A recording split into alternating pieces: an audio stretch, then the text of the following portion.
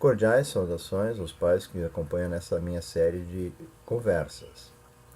Neste vídeo eu vou falar sobre a organização das minhas aulas.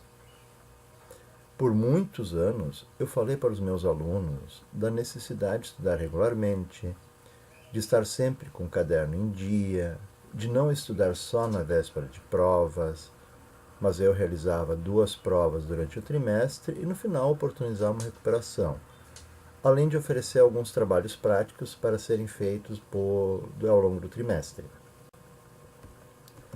Posteriormente, incluí 2 enormes listas, totalizando aproximadamente 100 exercícios por trimestre. Tentei obrigá-los a estudar todo dia, mas os resultados continuavam muito aquém do esperado.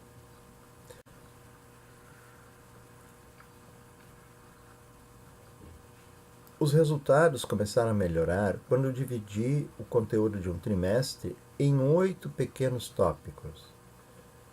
Tentei fazer no início 10 tópicos, mas a experiência mostrou que só seria possível trabalhar 8 tópicos por trimestre.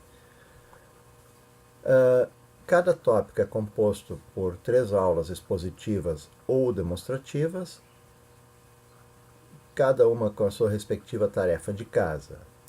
Uma aula com seu relatório de aula de prática, um trecho de livro que deve ser estudado e uma prova que envolve este conteúdo.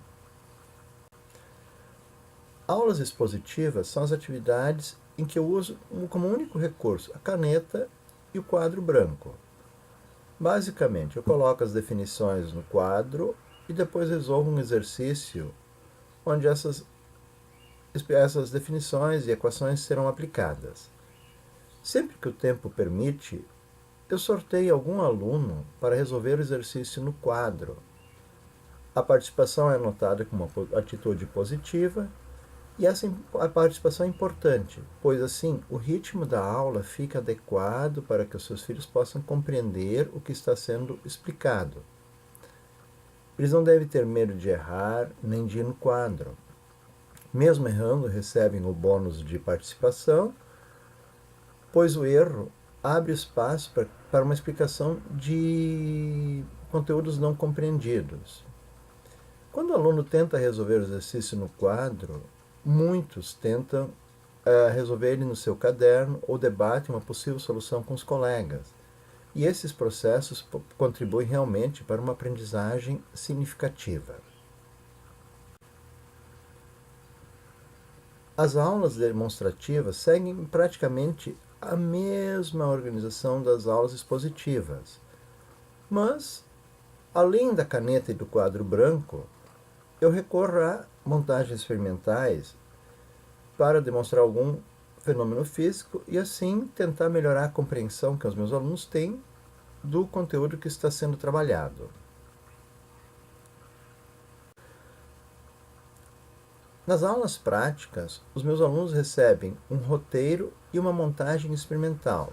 Depois das devidas explicações, eles devem fazer os procedimentos, realizar as medidas e fazer os respectivos registros no seu caderno de aulas. Uma semana depois da aula, cada quarteto deve entregar o relatório da sua aula prática para ser avaliado.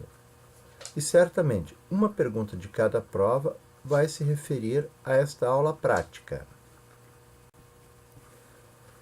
Quando eu inicio um tópico, tenho por hábito colocar no quadro o cronograma de atividades, período a período, até a prova referente ao respectivo tópico. Junto com o cronograma, também coloco no quadro o intervalo do livro didático que deve ser estudado para a prova. No início do ano, eu já coloquei na pasta do OneDrive 24 listas de 3 temas cada. É um tema para cada aula expositiva ou demonstrativa. Esses temas devem ser feitos após a aula e os resultados devem ser enviados por um formulário do Google ou entregues em papel no início da prova deste tópico. Quando as explicações dadas em aula são insuficientes para fazer os temas, os seus filhos podem recorrer a aulas de reforço, que eu mesmo vou ministrar, Normalmente eu disponibilizo 4 períodos semanais para as aulas de reforço e os meus alunos devem escolher em qual desses períodos podem ficar na escola. Além das aulas de reforço, a escola também oferece monitoria com alunos de terceira e quarta série que se destacaram no estudo da física. E outra ideia boa é sempre a formação de grupos de estudo com colegas da própria turma. Basicamente, o conteúdo de cada prova é o resumo de 3 aulas expositivas ou demonstrativas, 3 temas referentes a estas aulas, umas 10 páginas do livro, o roteiro de aula prática. Então, estudando esse conteúdo para cada prova e fazendo os respectivos registros em seu caderno, o seu filho deve estar pronto para fazer uma boa prova. Se ele tiver o hábito de prestar atenção em aula e fazer os respectivos registros no seu caderno, ele pode fazer o tema dentro de 24 horas e participar ativamente da aula prática. Ele vai encontrar tempo para estudar as 10 páginas do livro um pouco antes da prova e vai estar pronto sem ter uma sobrecarga de trabalhos e tarefas para a disciplina de física. Assim, posso dizer que eu diminuí a exigência de fazer 100 exercícios por trimestre para uma exigência de 24 exercícios trimestrais. Mas eu criei uma obrigação de estar sempre com o caderno em dia.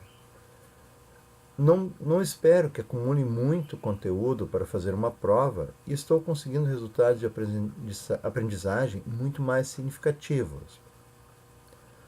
No próximo vídeo vou apresentar um pouco do meu boletim de física, através do qual é possível que o aluno acompanhe as suas avaliações em todo o processo. Até mais!